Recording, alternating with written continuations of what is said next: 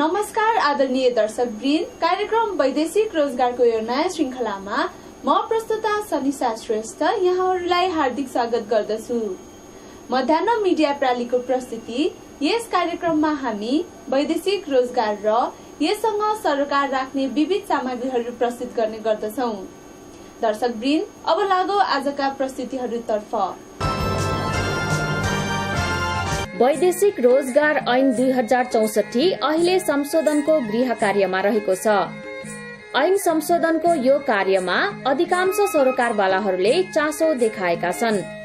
हालै राजधानीमा पौरखीद्वारा आयोजित अन्तर्क्रिया कार्यक्रममा सरोकारवालाहरूले वैदेशिक रोजगार ऐन 2064 मा कतिपय पक्षहरू अस्पष्ट रहेकाले वैदेशिक रोजगारका समस्याहरू घट्नुको साटो झन बढेको धारणा राखे।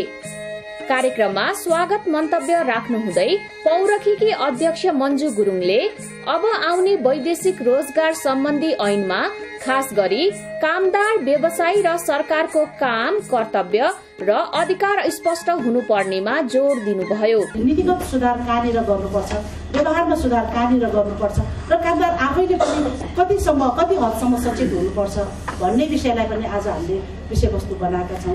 कार्यक्रममा आफ्नो धारणा राख्दै नेपाल वैदेशिक रोजगार व्यवसायी संघका महासचिव रोहन गुरुङले फ्री भिजा फ्री टिकटको निर्णय आएपछि व्यवसायीले पाउनुपर्ने सेवा शुल्क वैज्ञानिक हुन नसकेका कारण व्यवसाय गर्न समस्या भएको बताउनुभयो। कार्यक्रममा परराष्ट्र मन्त्रालयका मध्यपूर्व शाखा निर्देशक एवं साउदी अरेबिया स्थित नेपाली दूतावासका पूर्व उपनियोग प्रमुख हरिशचन्द्र घिमिरेले नेपालमा आउने कामदारको माग विदेश स्थित नेपाली दूतावास वा नियोगहरूले अनिवार्य रूपमा प्रमाणीकरण गर्ने ऐनमा व्यवस्था हुनुपर्नेमा जोड़ दिनुभयो। कार्यक्रममा बोल्दै वैदेशिक रोजगार पत्रकार समाजका पूर्व अध्यक्ष एवं मध्याह्न राष्ट्रिय दैनिकका सम्पादक मदन कुमार श्रेष्ठले वैदेशिक रोजगारका नाममा हुने ठगीहरू रोक्न सरकारले जनचेतनामा विशेष ध्यान दिनुपर्ने बताउनुभयो। सबैभन्दा ठूलो समस्या सरकारले दायित्व या जिम्मेवारी यो क्षेत्रमा नलिँदा यो समस्या बढेको देखिन्छ। सबैभन्दा ठूलो आवश्यकता जनचेतनाकै छ। सरकारले न्यून लागतको निर्णय गर्यो, त्यसलाई कतिसम्म प्रचार गरियो।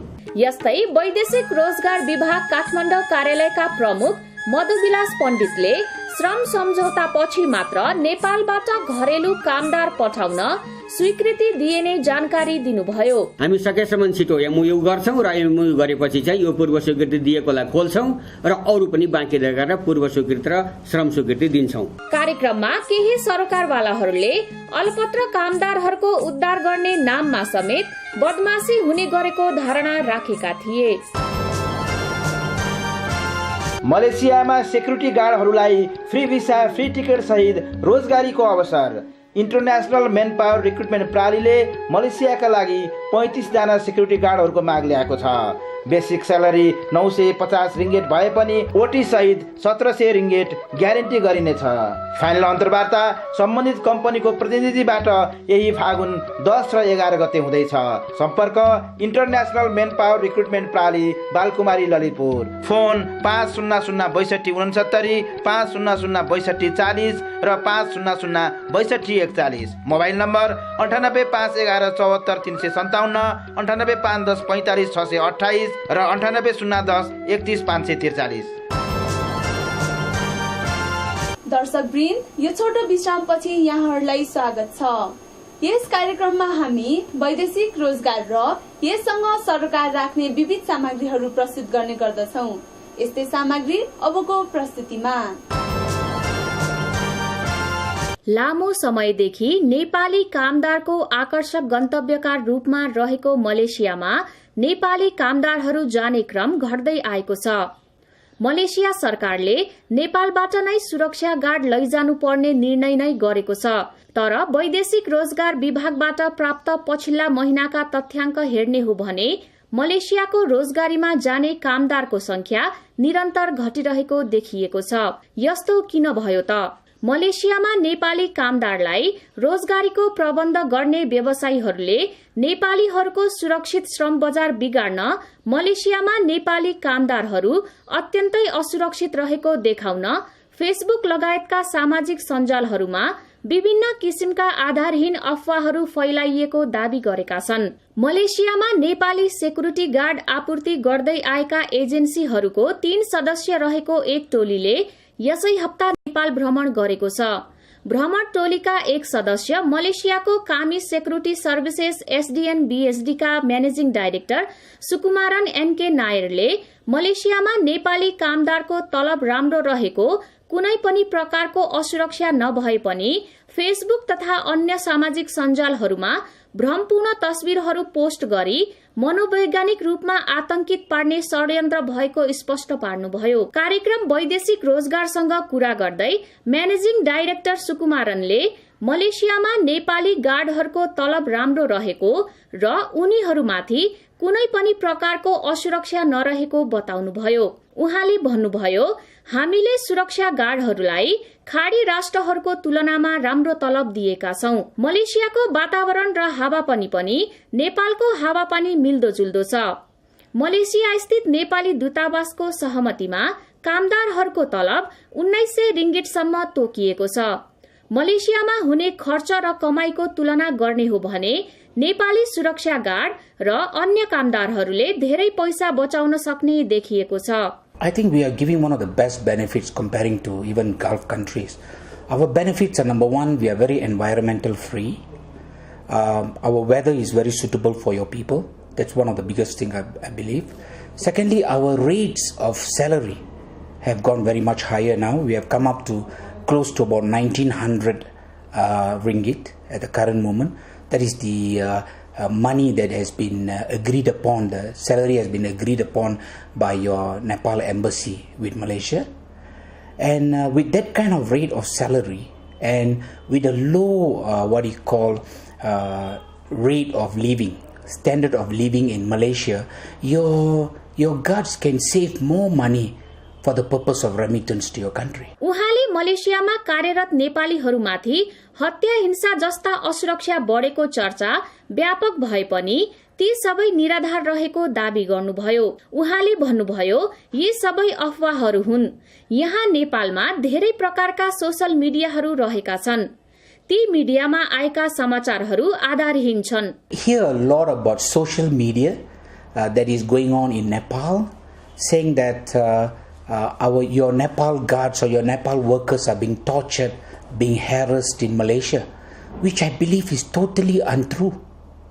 We don't have any cases of death, killed of Nepali workers and Nepali guards.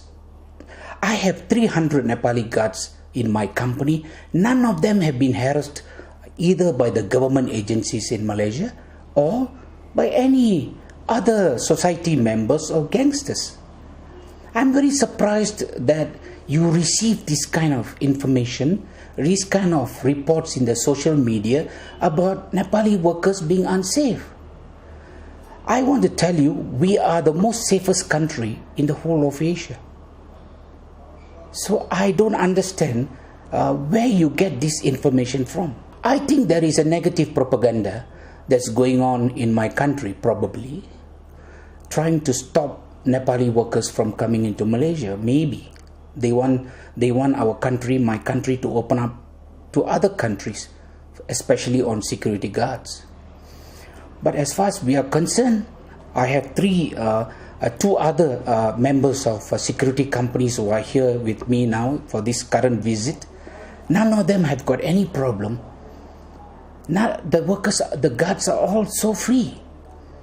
So I want to let you know again that Malaysia is very, very serious about foreign workers being harassed by government agencies, especially the police, the immigration, or by any other society members. Government of Malaysia takes it very seriously to handle issues especially pertaining to foreign workers. If my country tortures foreign workers, harasses foreign workers, How come we have so many people in my country, close to 5 million in total? So I want to tell the Nepali workers and Nepali security guards who are coming into Malaysia that my country is a very safe country to come and work. मलेसियामा Nepali कामदारहरूका लागि के कस्ता अवसरहरू रहेका छन् भन्ने प्रश्न राख्दा नायरले नेपालबाट गएका सुरक्षा गार्डहरूले मलेसियामा राम्रो तलब र सुविधा पाइरहेको बताउनुभयो. Comparatively with the manufacturing industry and the construction industry, they are paid the highest in my country. And the Malaysian government is only allowing Nepalese security guards to into my country. And we are paying very high salary at the current moment. And I believe that one of the biggest benefit that your workers are looking for in Nepal is salary. And we are giving salaries which is close to Gulf. I heard that some Gulf countries pay higher than Malaysia. But today the environment that is happening in the Gulf industry, I think you understand, many workers are returning to Nepal. That's what we hear. We want to encourage Nepali guards or Nepali workers to come into Malaysia. Malaysian रिङ्गेटको मूल्य निरन्तर घटिरहेको छ. त्यसकै कारण पछिल्ला महिनाहरूमा नेपाली कामदारहरू मलेसियातर्फ आकर्षित हुन सकिरहेका छैनन्. तर सेक्युरिटी कम्पनीका सञ्चालक नायरले आगामी जुलाईसम्म स्थितिमा सुधार हुने दावी गर्नुभयो. Currency devaluation or currency raise is not in my control. It is government forces, financial forces, and market forces. We are improving. Yes, I agree our currency went down a little compared to the US dollars, and I also believe that we went down to about 23 rupees at one time. We went down below 23, and today I hear that we are one to about 26 now. Slowly, I believe by June, July, this is what my government is saying, we will get back into the normal 1 to 30, maybe 1 to 30 plus. उहाँले लेबी, hostel charge, विद्युत तथा पानी सबैमा कामदारहरूबाट शुल्क लिइने गरिएको अर्को प्रश्नमा त्यसलाई आफूले मात्र घटाउन नसक्ने बताउनुभयो. पछिल्लो पटक मलेसियाले बंगलादेशबाट 15 लाख कामदार लिने सम्झौता गरेको छ. Our current present challenge between business people like us who come down here to recruit in Nepal, we come here for recruitment. We have got approval by the Malaysian government to do recruitment in Malaysia, in Nepal for Nepali workers, but we don't have the Nepali workers coming into Malaysia. Like I have an approval of 200 guards. I only had about 30 guards coming into Malaysia in the last 2 years. I can't have guards coming in from Malaysia, from Nepal into Malaysia. So if I am the employer who wants to get workers, and the Malaysian government gives me approval to bring in workers from Nepal, and I can't get Nepal, of course my Malaysian government will definitely look at other countries. In Bangladesh, the manpower is like an industry. It's run like an industry. They are very formulated and they are very organized. Unlike Nepal.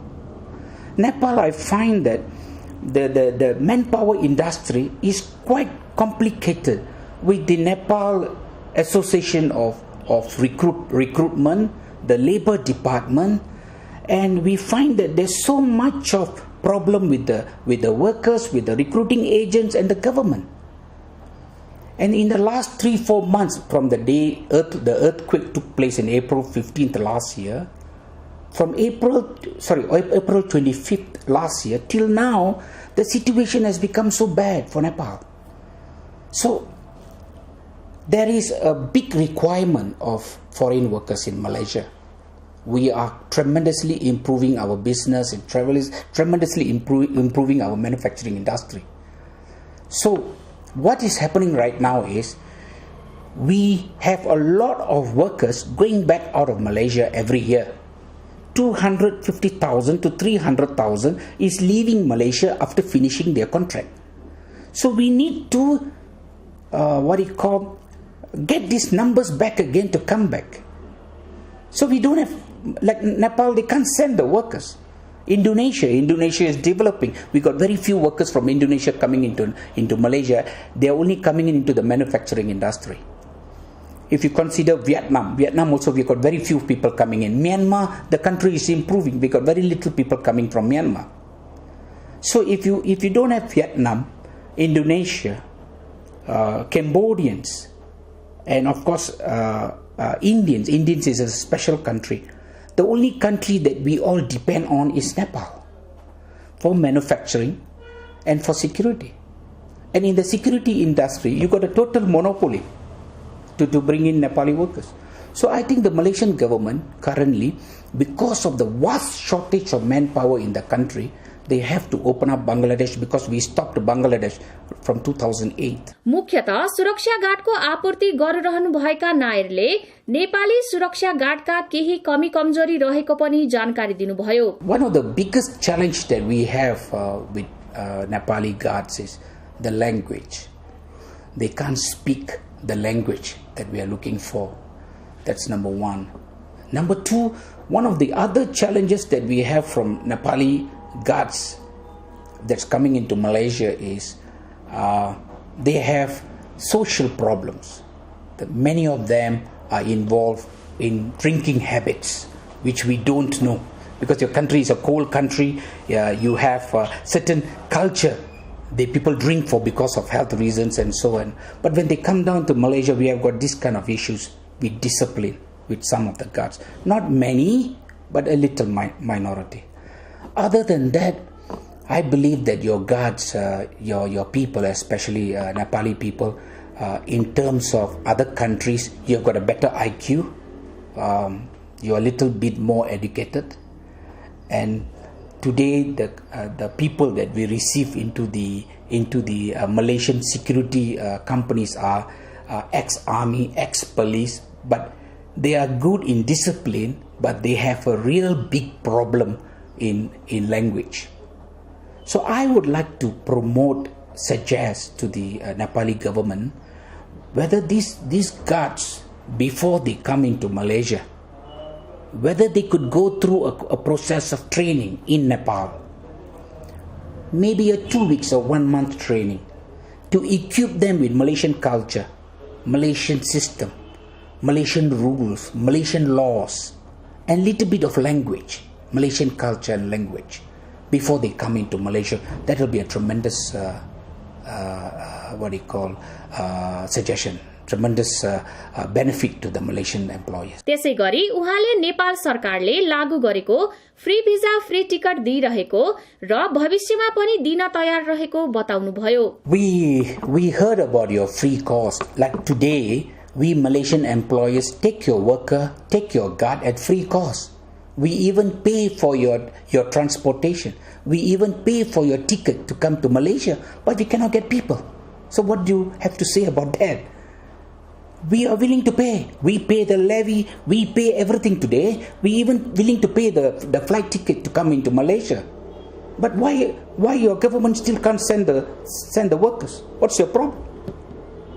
So it's no more Malaysian problem. It's your problem. We try to fulfill as much as possible. We try to fulfill your requirement. But you people are not fulfilling my requirement. Why?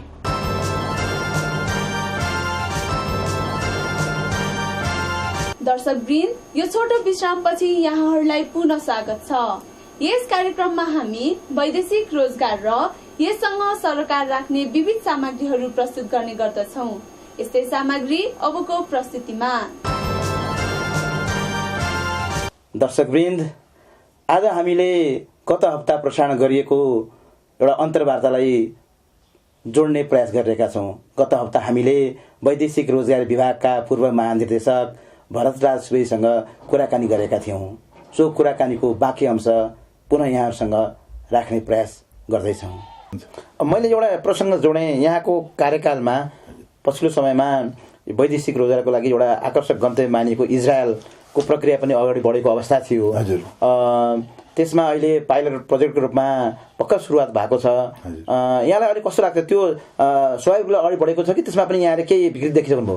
त्यसभित्र के छ मदनजी भनेदेखि त्यो मेरो मात्रै प्रयासले होइन, म त त्यहाँ आएर 6 महिना 7-8 महिना बसेँ, त्यसमध्ये 3-3.5 महिना मात्रै काम गरेँ। मेरो मात्रै प्रयासले त्यो चाहिँ भएको त सफल भएको त होइन, यो वर्षौँदेखि त्यसको चाहिँ आएर चाहिँ धेरैवटा प्रयासहरू भएर नै त्यो चिजहरू हाम्रोमा आयो, पाइलट प्रोग्राम चाहिँ आयो। तर त्यो एग्रिमेन्ट मैले गरेको र अन्तिम करेस्पोन्डेन्सको समयमा मै पुगेपछि त्यो एग्रिमेन्ट गयो, त्यो मैले त्यसलाई चाहिँ अलिकति फास्ट ट्र्याकमा लगेर राखेको हुनाले म हुँदाखेरि एग्रिमेन्ट भएर त्यसलाई चाहिँ आएर एउटा उसमा लिएर आउन सक्यो।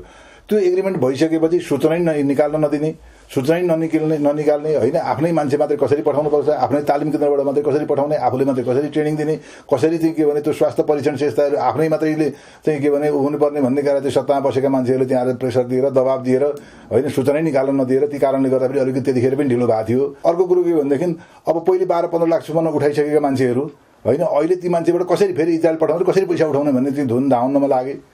त्यहाँबाट भयो भने तपाईँको 1 महिनाको चाहिँ तालिमको लागि कोर्स बनेको छ। कोर्स बनाएको त चाहिँ विभागको समेतको इन्भल्भमेन्टमा वैदेशिक रोजगार प्रवर्धन बोर्डले कोर्स बनाउने हो नि। कोर्सै नबनाएको पनि तालिम दिएर बसे, 3 महिनाको तालिम छ भन्दै हिँडे होइन। 3 महिनाको तालिम भनेको त कोर्स गभर्मेन्टले कोर्स डिजाइन गरिसकेपछि तालिम संस्थालाई 3 महिनाको तालिम देऊ भने स्वीकृत गरेर संस्थाले मात्रै दिने हो नि। आफू खुसी पनि त्यो दिए, त्यसो गरेर पनि पठाउन खोजे।